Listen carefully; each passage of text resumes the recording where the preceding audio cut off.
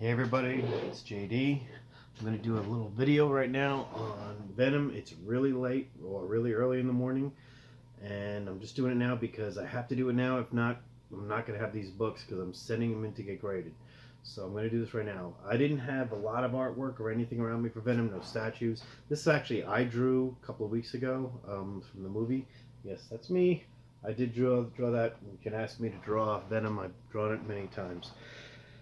Recently, in the last 40 days especially. So let's talk about Venom, okay? So I'm going to do things in continuity as well as key covers and everything else, but I'm going to go over this really quick. I'm not going to say the first appearance of Venom.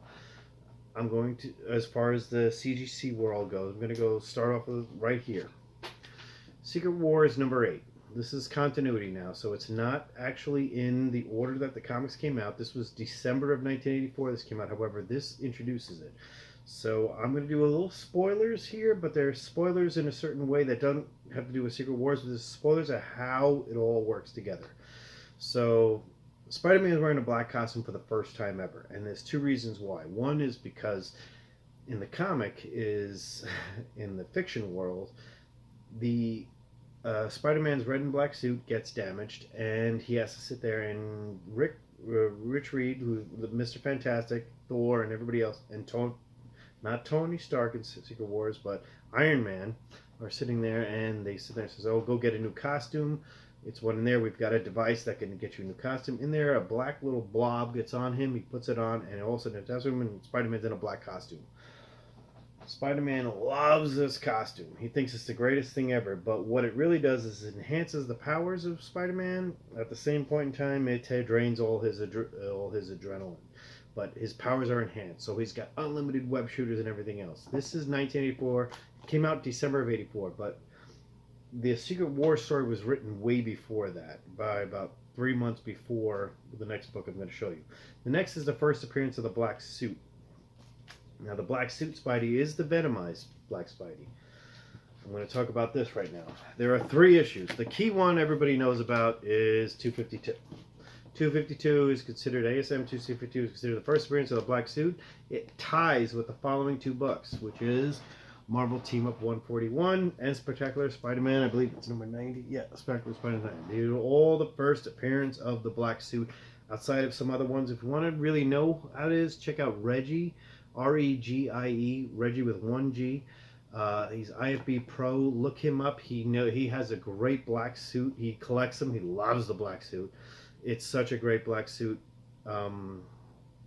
comic. He actually taught me everything I knew about the black suit prior to 252, when it was in some Marvel Tales and some like preview magazines. He has them all. It's pretty impressive. Actually, extremely impressive.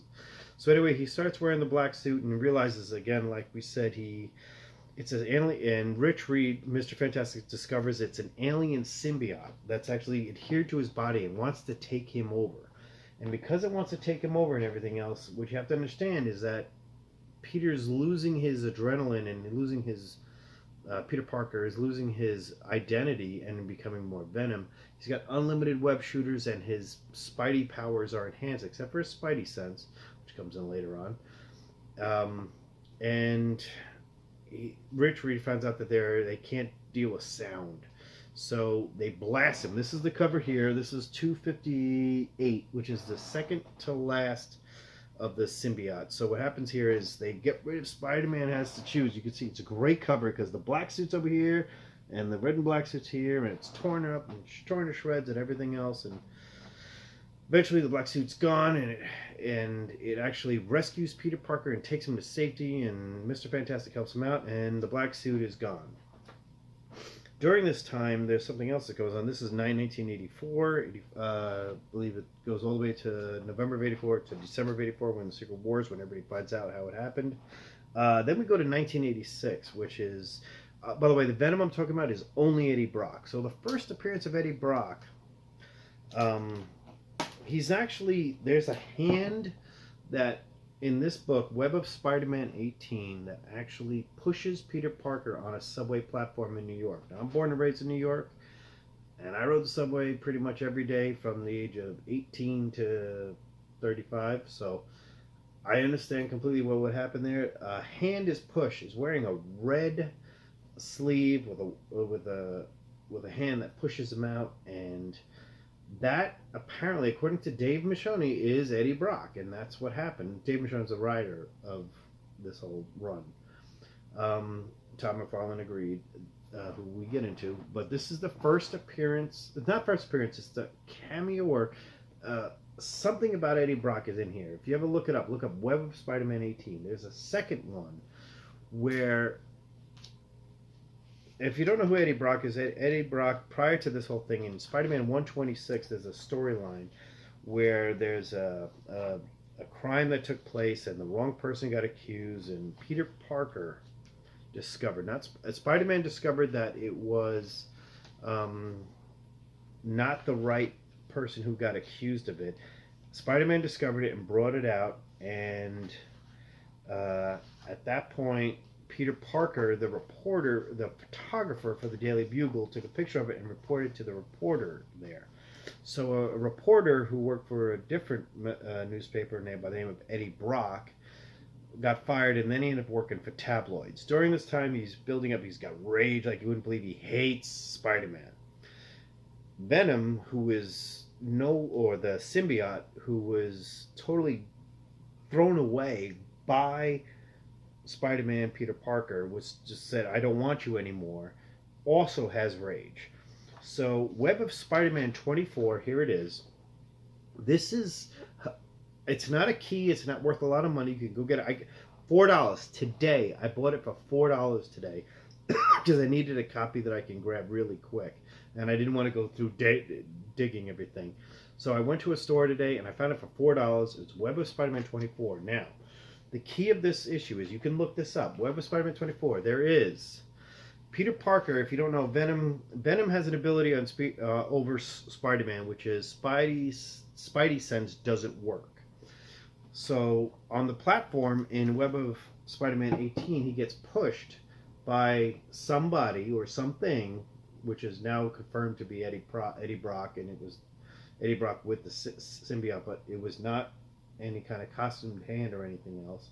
Like we know Venom, Spidey got pushed, so he didn't know danger was coming, so his Spidey sense wasn't working. Again, it happened here, but this is the panel that is the first, and I'm going to show this here. You can see this black hand that grabs Spider-Man as he's falling off a building. Now, there's a whole storyline behind this, and you can read it, Web of Spider-Man 24, but this is the panel I'm going to talk about really quickly. This is the first appearance of the black suit, not on Peter Parker, but on Eddie Brock. This was done in 1984. Now, in the beginning of this video, I talked about how it was in the comic version of 1984. There are two stories. One story I heard in New York, talking to some Marvel people.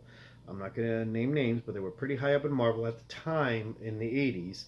And during this time, they said the reason that Peter Parker was in, or the reason why they did the black suit is because Stephen Ditko, and this happened out recently because he'd passed, was going to sue them for the rights to the image of Spider-Man. So they put a black suit on him in 1984, so Stephen Ditko couldn't do it. Eventually that suit was settled, and for $242, I've been told, that suit was settled, and Spider-Man started wearing a black suit.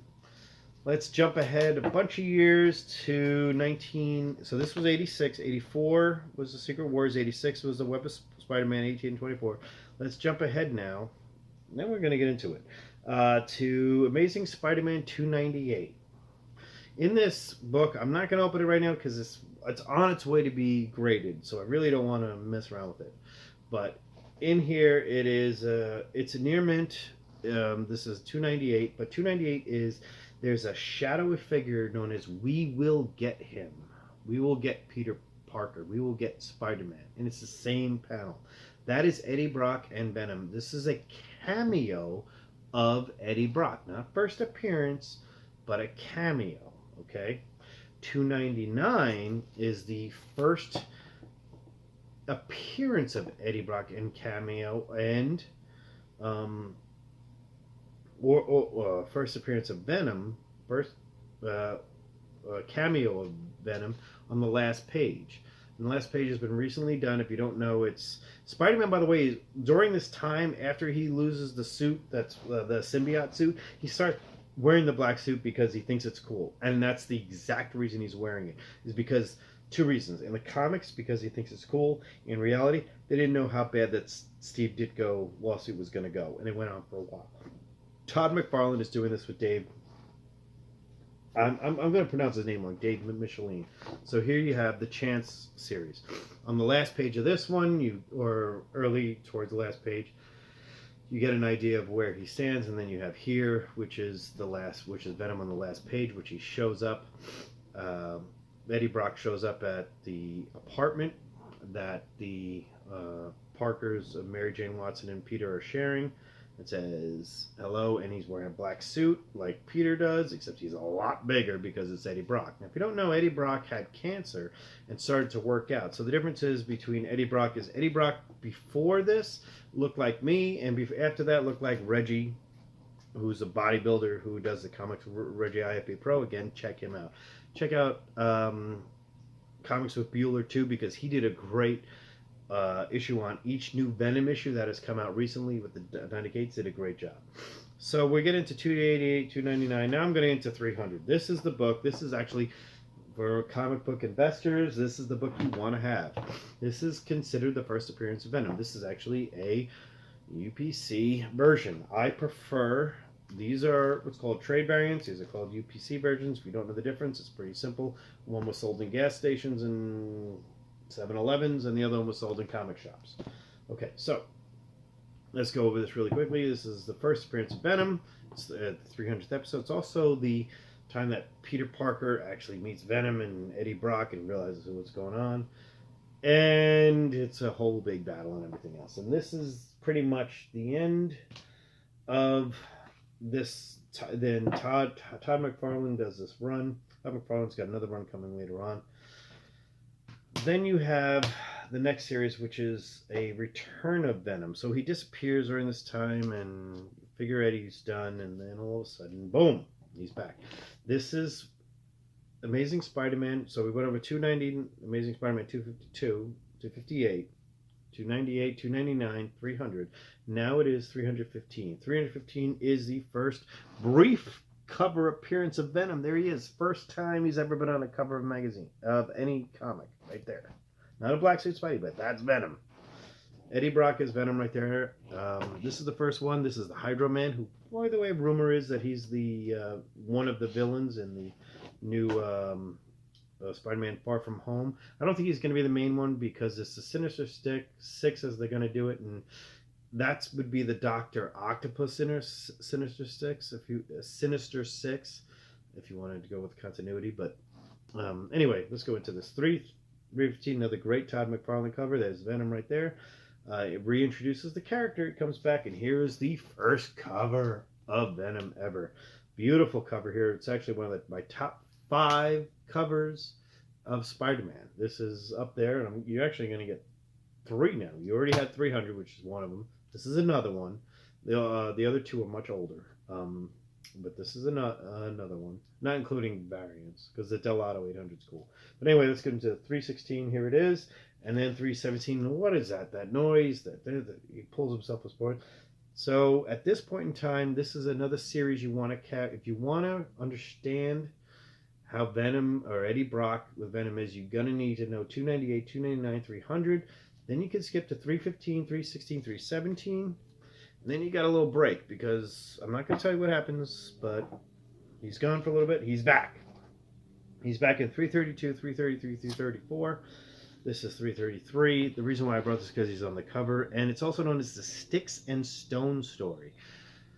Sticks and Stones are some pretty strange villains in the Spider-Man universe. Sticks, if he touches anything, and there's a couple episodes, there's one where he just touches his boss's canary to kill it, just for the sake of. So he has absolutely no qualms about killing anything just by the touch. If he touches you, you're dead.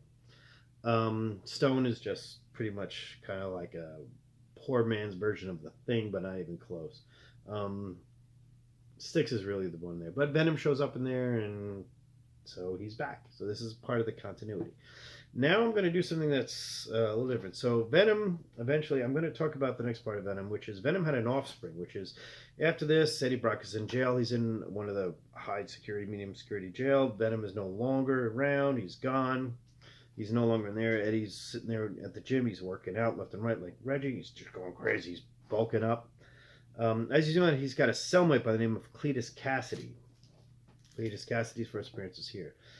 Cletus Cassidy sits there, and all of a sudden the symbiote shows up at the prison and goes back to Eddie, and Eddie breaks out of jail. Eddie breaks out of jail and shows up again. So there's 3 stories here. It's 344, 345, 346, 347. Amazing Spider-Man again, 344, 344. It's not really necessary to read. Just if you want to read it, you can. 344. You can get the stuff on Marvel United. Like, you can read it. If not, look it up. 344, 345, 346, 347. This is the cover of 347. I love this cover because this is actually a tribute cover.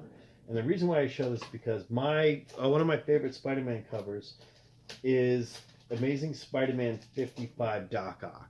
So this is, as I said, 346, but this is Amazing Spider-Man 55.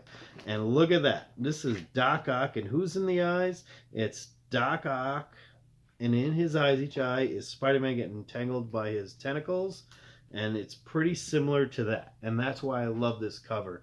I think this is the cover of the run up until we get to the next cover, which I'm going to talk about pretty quick.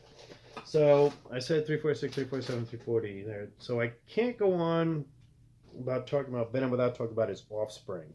Before you get your minds in the gut or anything else like that, Venom, symbiotes do not reproduce that way.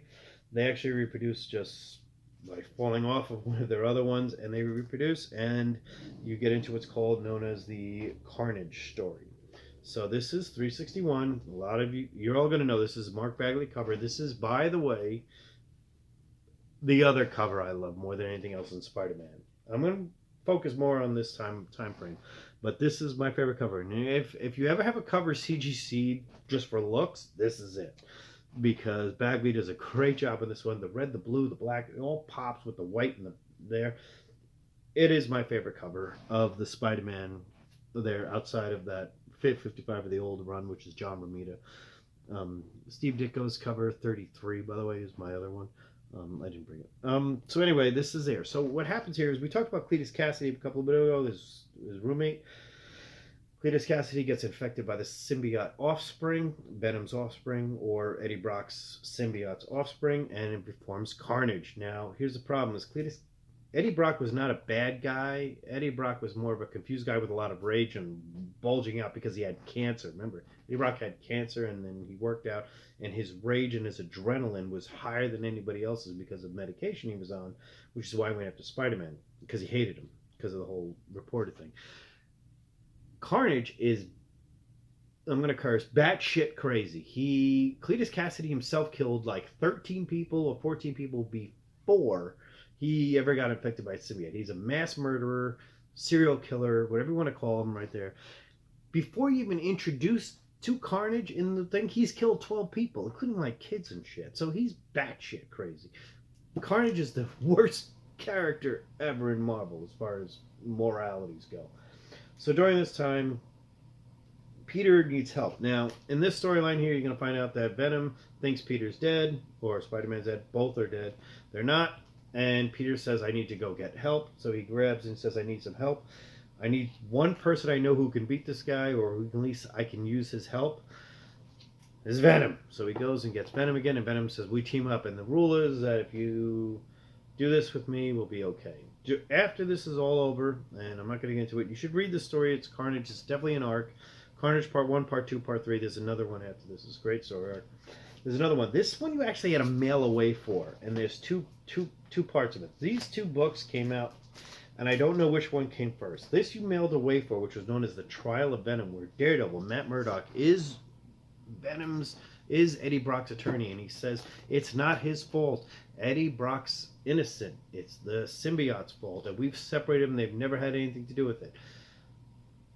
Well, that's not entirely accurate, but Daredevil read it. Read it if you can. Trial of Venom. It's really good. It's actually Daredevil didn't have many good storylines outside of the Man of Fear and the Frank Miller run, and then the one that was done later on, which was pretty much the Netflix series.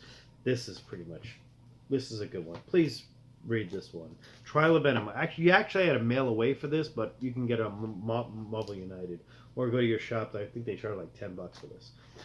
Running time 365. And the only reason I show this is not because of the beautiful cover, but because there's something important here that happens.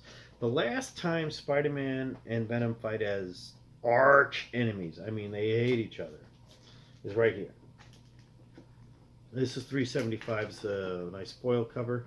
At this point in time, if you don't know what happened, there's something really significant that happens in Peter Parker's life that affects everything that happens here.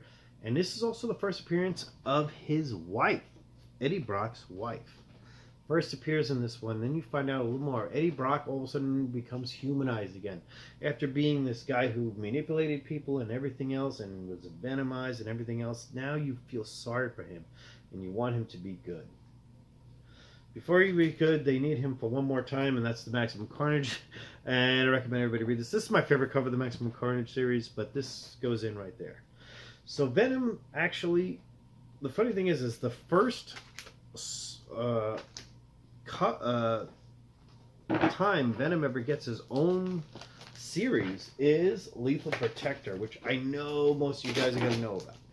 Venom Lethal Protector is right here. Here's Lethal Protector, which is really cool. Venom, Eddie Brock eventually leaves and he's escaping or whatever he's doing. He's just avoiding everything else and he runs up and he ends up in San Francisco. Peter's in New York. He says, I don't have to worry about him. So he thought. He turns around, and by the way, the whole time Peter's spidey sense doesn't work, and Venom doesn't have one, so they kind of like literally watching over each other like Big Brother, both back and forth. So Venom, this is the one cover here. I know people are getting it graded, and it's a 9.8. It has to be a 9.8. If this isn't a 9.8, then you've messed it up. I mean, because I've got a couple of copies of this. This is my one I would grade if I wanted to get it graded, and I might get it graded. I don't know. It's just I just don't see any reason for that. However, these two are hot right now. The movie's coming out, right? So you have, I even put it on there. First appearance of Scream was one of the characters. The first appearance of Riot and every other one of the symbiotes in there. This is 4 and 5. These books were $3 one day and like $50 to $100 the next day. I've heard that this book here, number 5, in a 9.8 condition, which this is, you know, a press might do a little bit of work and I might send this in. It's going for like $250. I think I put I took the price tag off. I think I paid like $5 for this or $6 for this not that long ago because I redid my Lethal Protector set because I had my original one which wasn't that good. So anyway, that's Venom's first series. Now Venom really didn't have his own series. That was a short 6-lived series, and a lot of what Venom's series were little 4-issue sets, 5-issue sets, 6-issue sets for a long time. I mean, 10 plus years. I'm going to go over 3 of them right now. 3 of them that I would recommend you read. These are not arcs like Reggie brought up about, you know, the Galactus arc or his Weapon X, or I might bring up about my favorite arc. Spoiler alert of my next one, my next video is pretty much sure it could be Kraven's Last Hunt. Should deserve a little bit. And by the way, just throwing out there, this is Mike Zeck's best work. I know everybody loves the black suit, but how do you not love Kraven? Anyway, let's go over this. So the next one Eddie did in order, or the next Eddie Brock Venom storyline I would go into would be The Enemy Within. This is a great storyline.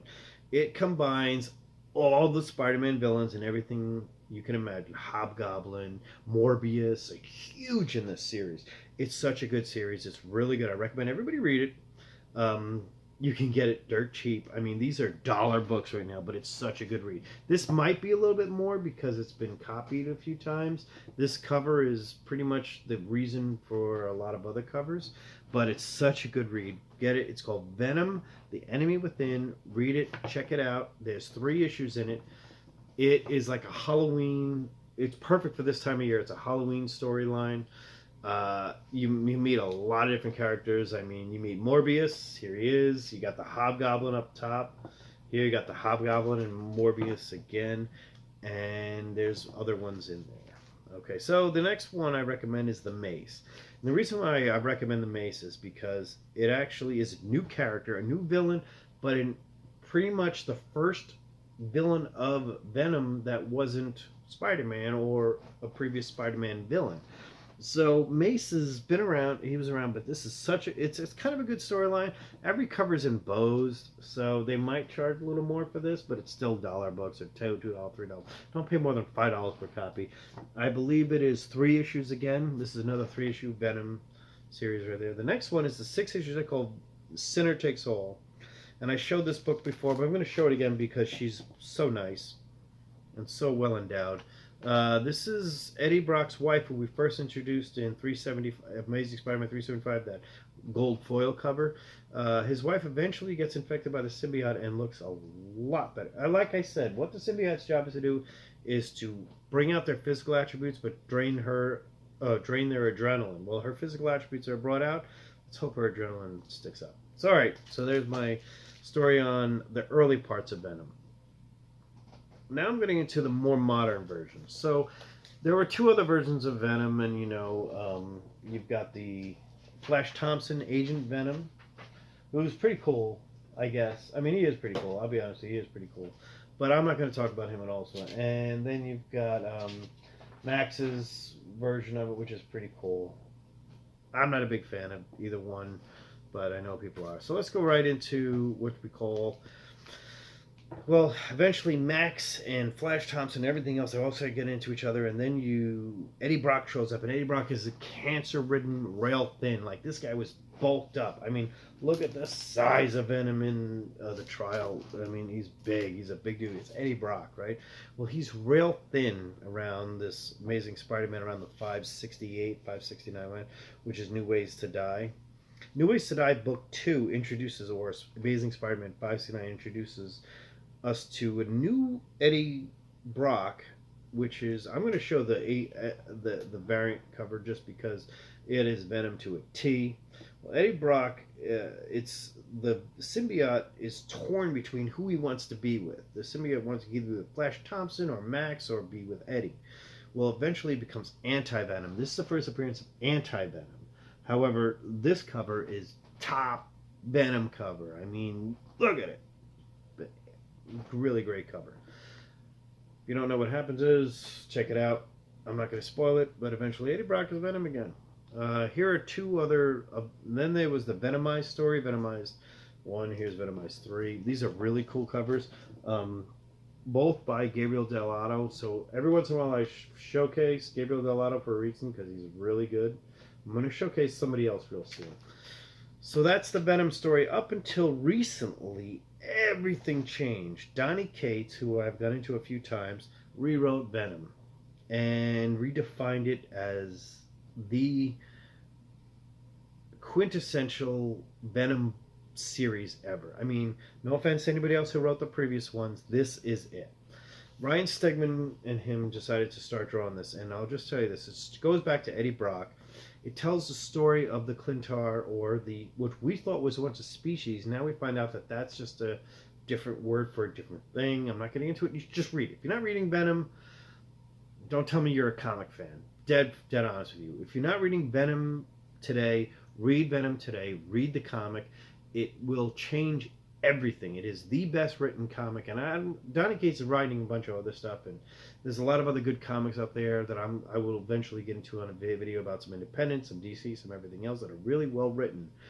Nothing is written like Venom. I have not had this much enthusiasm for anything in comics written probably since Infinity Gauntlet, or maybe Kraven's Last Hunt's up there. I mean, there isn't an arc, but this is a whole series that has been... Each book has upped the ante each time. So get Venom. This is the series here. It's Venom. I think it's volume 3. It's up to series 5. Comes out this Wednesday. Or Wednesday, August 21st, 22nd, whatever. 2018. So this is Venom. This is one. This is a variant cover, but whatever. This is what the first cover looks like. The reason why that is, it tells the story of the symbiotes, how they come about, and this is big in number 3, and I went into that last time where they introduced the symbiote god or Venom's god is null. There he is. But I'm just gonna end this on this.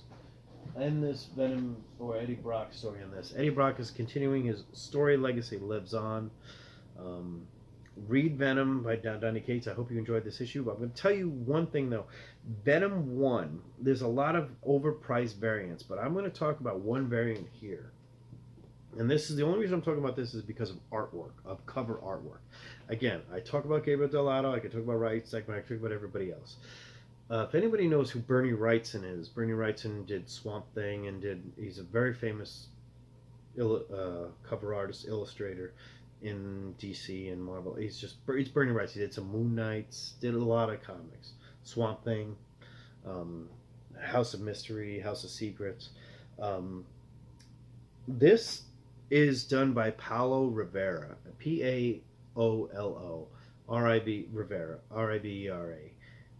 He is like the modern day Bernie Wrightson, where this is a horror cover in a modern book. It's a horror cover.